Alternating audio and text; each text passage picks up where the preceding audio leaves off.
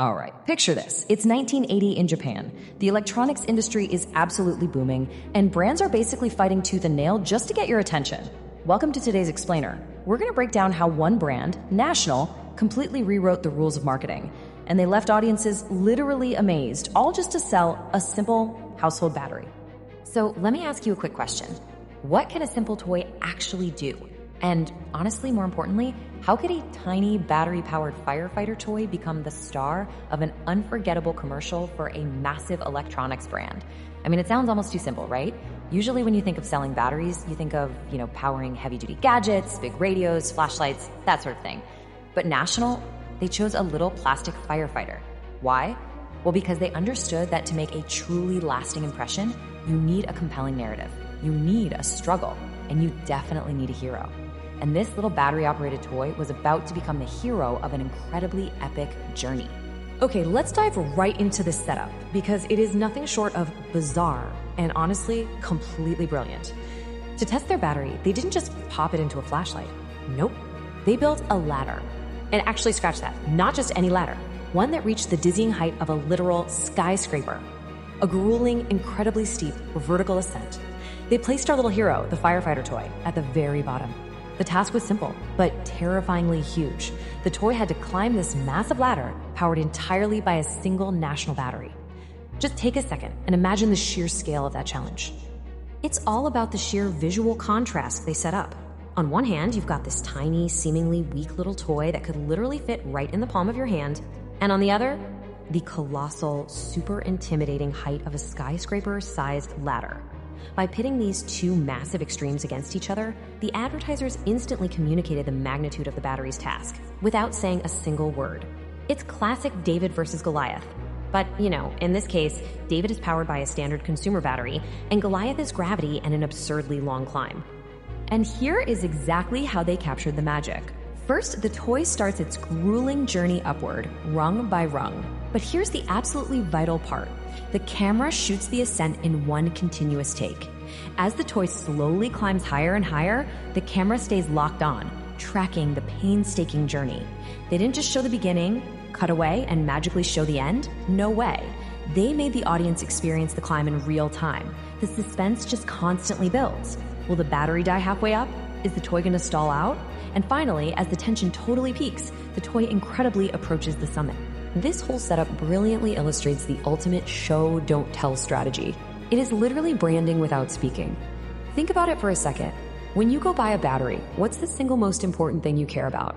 You just want to know how long the thing lasts, right? Instead of having some spokesperson hold up the battery and read a boring script about how great it is, NASA's just let the battery do the talking through the toy's continuous action. This long, silent climb was a total masterclass in visual storytelling. It forced the viewer to lean in and watch this crazy endurance test unfold right before their eyes. Now, let's break down what wasn't in this ad, which honestly is just as important. There were absolutely no battery specifications listed, no voiceover babbling on about alkaline compounds or voltage or shelf life. There was no complex dialogue spoken whatsoever. They stripped away all that boring technical jargon that usually clutters up tech ads. Instead, they relied purely on just a single continuous shot of a climbing toy. It's an incredibly focused, hyper-simple visual solution.